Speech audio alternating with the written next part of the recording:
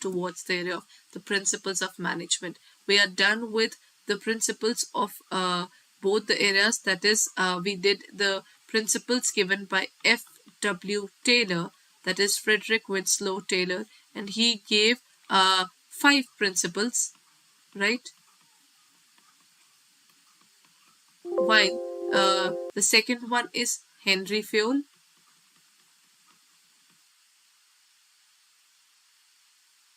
who gave 14 principles. And now we'll be moving on towards the next level of principles, which are given by Max Weber. I think the bureaucratic principles of Max Weber, you'll be able to relate it way too much, because that is something, that kind of management led to the recruitment cycle that we deal with today. Every person who's applying for the government job, for the banking sector, we have to go through a specific examination. If we clear that examination, only then we are considered as someone who is eligible for the job profile, right? So all these things came from the ideologies, not exactly we can say, but yeah, a good part of it is based upon the principles which are given by Max Weber. Okay, before we look forward to that, let's understand who's Max Weber.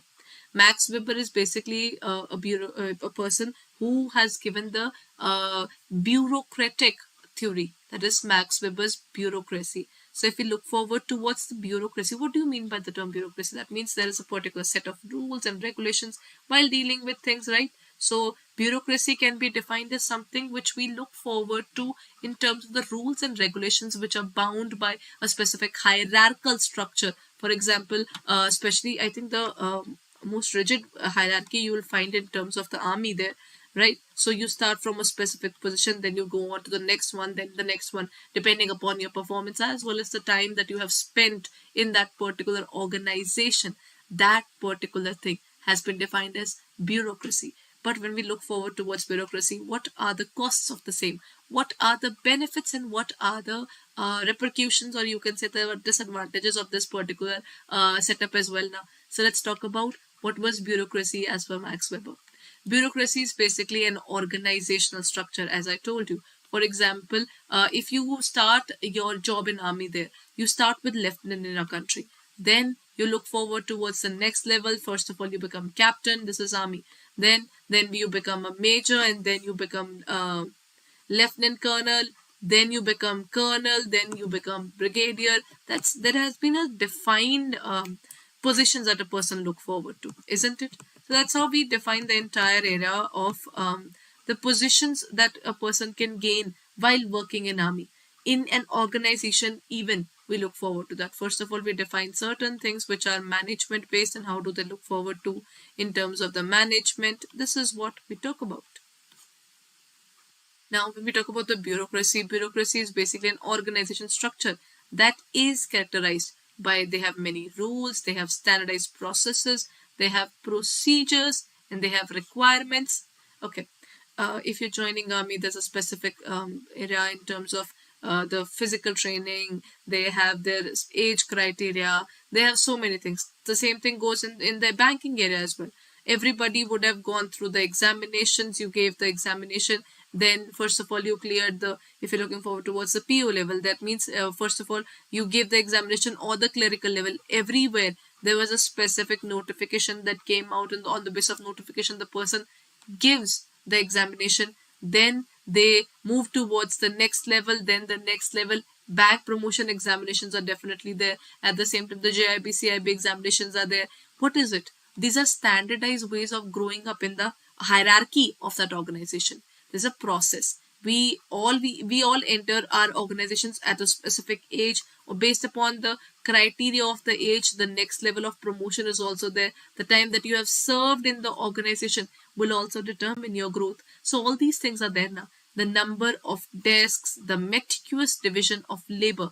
See, a few people would be involved in the area of recording the transactions. A few people would be involved in marketing. Few people in production. How do we define these things? The division of labor is possible because we have taken all these people undergoing through the era of everybody has gone through tests, right? So while going through the test, we know what are their skills. So once you know their skill set, then you will divide the labor based upon their skill set. And this will help them a lot in their growth as well as the organizational growth. Because think about it, if a person is working in their area of interest, they will automatically grow, right? Then the next point is responsibility and clear hierarchies or professional and almost interpersonal interconnections between employees. But bureaucracy has one thing that which I could personally see. They talk about skill set. They talk about division of labor. They talk about growth in the organization. There are so many things this particular theory talks about. But there's one thing which I couldn't find here. That is the existence of an informal organization. Think about it. That's one of the disadvantages of Max Weber theory there, right? Because we are so lost in the rules, we are so lost in the regulations, we are so lost in choosing the right person for the right job there. There are certain things that we just overlook. What are those? Think about it. If you keep, if I leave my phone with my laptop, what are the odds that both of these things would talk to each other? Zero. But if I sit around with a certain person every single day, there would be a regular talking with each other slowly and steadily. Either we'll become friends or either we might be having any differences, but we'll still interact. That means even though we start with the formal interaction, isn't it? It would end up being an informal interaction too. The bureaucracy is so rigid that sometimes, or rather sometimes or not, this bureaucratic theory is based upon the entire area of just working with the people. So this is where I think as a person, if I look forward towards all the eras, be it the era of F.W. Taylor's scientific management or general management by the Henry Ford, and then we have the Max Weber's theory of bureaucracy. I believe one of the best ones would be the general administration, because there Henry Ford believed that humans are have their own ways of thinking, have their own ways of working. Along with this, he included the portion of humans' thought process towards the working in an organization, his loyalty, everything there. But while the other two theories are definitely something which talks about the scientific way of joining the people, then putting the people into the job, all those things are a part of this. So let's understand with this entire knowledge of the brain map. Again, was basically an aerial eye view of the bird's eye view of the Max Weber's bureaucracy theory. So let's understand it in detail now. Max Weber gave 6 basic principles. Among the following, the first one was task specialization. The second one was formal selection. Third one was impersonal. That means next is hierarchical layers of authority. Next is rules and regulations. And the last one is career orientation. These are the 6 principles which are given by Max Weber. Now, based upon this, the first thing, task specialization. What do you mean by task specialization? In terms of the Max Weber's theory of bureaucracy, one thing is division of labor. If I give the examination of the finance area, for example, I gave the exam to clear for the area of finance. My area of preparation is financing. So my forte, my job profile would be more aligned towards finance, because I cleared the examination, recruitment cycle, all the important things based upon the area of finance. So my task specialization is totally taken towards the area of finance. That means whatever the particular person's skill set would be, the division of the labor would be based upon their skill set, their attitudes, their training, everything on the basis of that. Second is formal selection. People aren't selected just because they applied for the job. They are selected after a rigorous testing, right? You will look forward to the fact there would be proper written examinations, then there would be a proper interview, and then that particular person would be chosen or would be left alone. That is how we define the term the formal selection.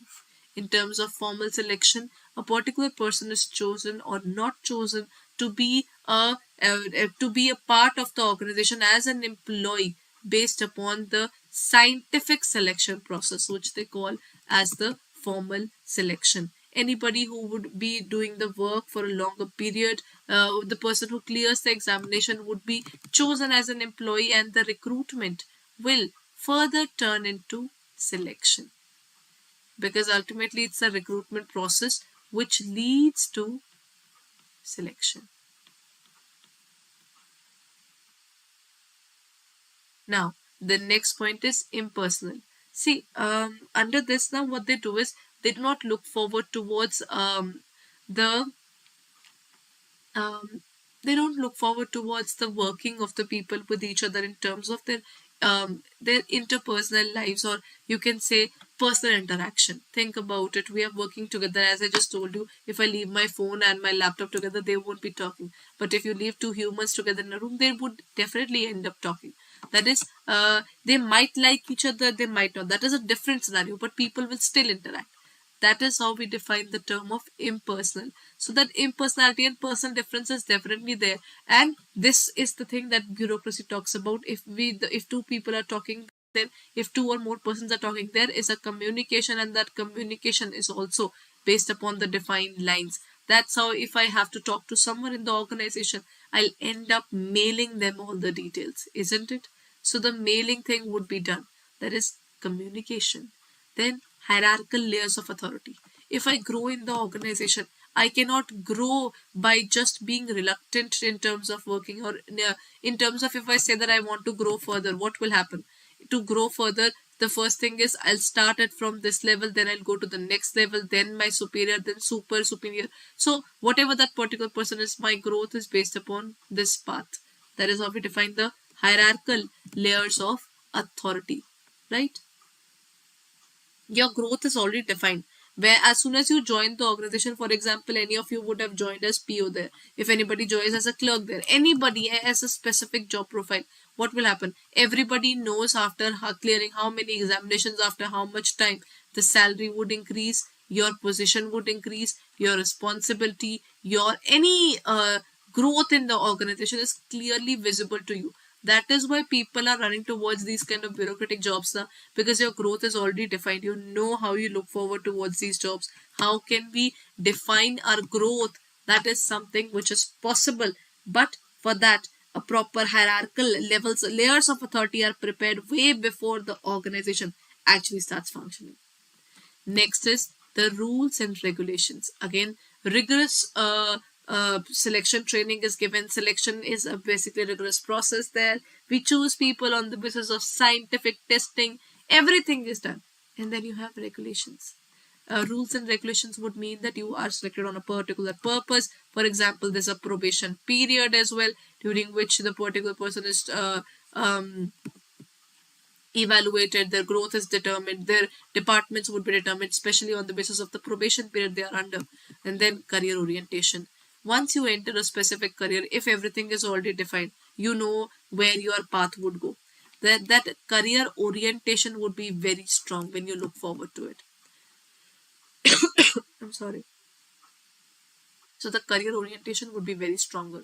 If you, the bureaucracy is basically all about, now the bureaucratic era is basically taken up in the government jobs right now, right? So the process of choosing these people, there's a written examination, then background check, everything is being done. And at the same time, if a particular person is asked, what would you be after a certain period of time? He knows after joining, after how many years, he would reach towards the next level, and then the next level. His growth would be already predetermined, and his caliber can define how quickly he can reach up the path in terms of the hierarchical structure of the organization. But still, this doesn't mean that he will never have an idea where he's going towards in terms of the organization, right?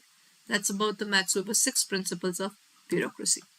The first one is task specialization. So let's talk about task specialization first.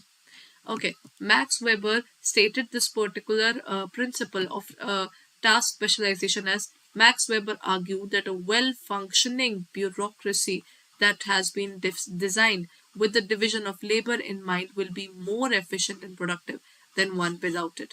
Think about it. If we talk about task specialization or division of labor, we divide the labor based upon their working, right? So if you divide the labor on the basis of 1, 2, 3, 4, their working is already defined. Now, one particular person working for one particular department for a very long period. This is how we define the division of labor. In terms of division of labor, the working is defined already. One particular person does that particular task for years to come. His work is already defined. That is, that labor becomes specialized in the job that he's doing. That is specialization. That specialization leads to a better growth.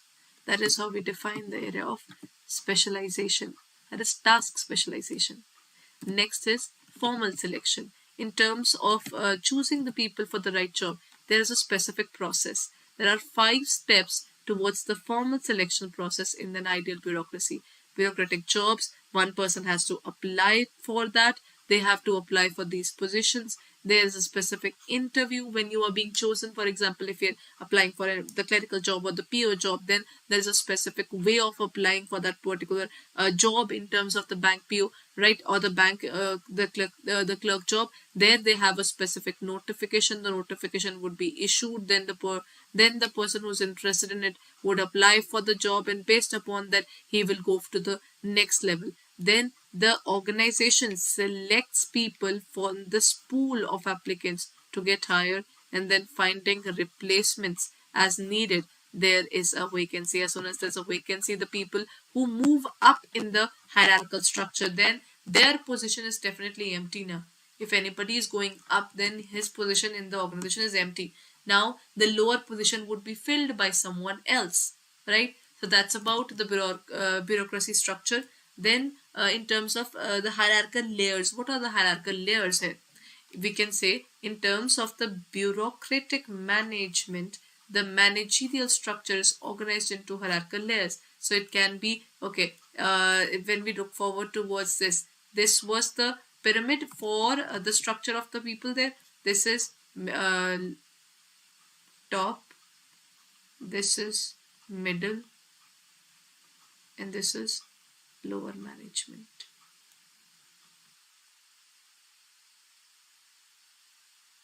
So these are the different kind of management that we look forward to. So the top, middle, and the lower management, which defines the hierarchy of an organization.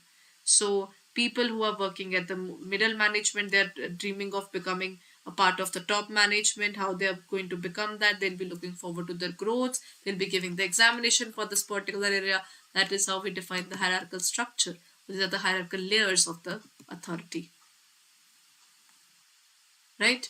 Okay. So let's end the session today. We'll be looking forward towards the Max Weber's entire theory in the upcoming class as well. In the next class, we'll have a crux of it, and we'll do a specific MCQ testing for the same as well.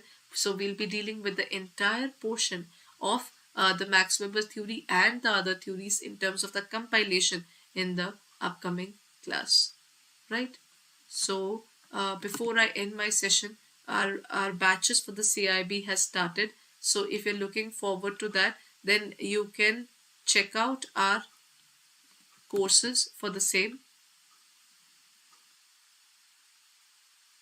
Let me just give you a brief about it. All you need to do is you need to go to our website, that is www.adda247, or you can open it up in our app. And in terms of the JAIIB and CAIIB, you can go to our CAIIB 2023 batch. Here you will find all the details of our English medium batch, bilingual batch, or the bilingual 2.0 batch is also begun. So you can look forward to both the batches. So for further details, all you can do is you can take up any of our batches. For example, you can take up the English medium complete batch, which includes all the subjects ABM. Then we have BFM. Then we have BRBL as well as ABFM. The timing for all the classes are defined here. You can use the code Y541 to get the discount here and purchase the entire pack at the lowest cost. At 81% discount, it would cost you 4799.80.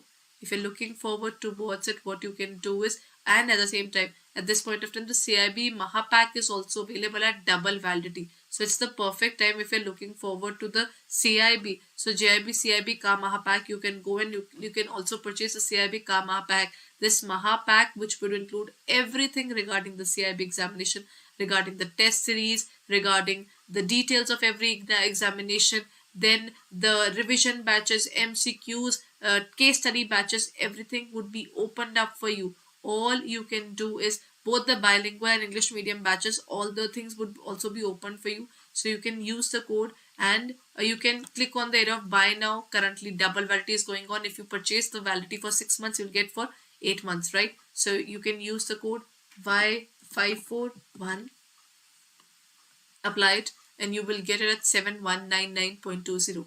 So if you're looking forward to it, then kindly check it out on our website or in our app, and hurry up. The double validity is going to end on 31st. So before that, go ahead and look forward to our batches as early as possible, because this is the perfect time where you can purchase it for a very limited period of time. So it can help you in terms of your preparation, and it will boost you up in terms of your consistency in classes. So kindly join in and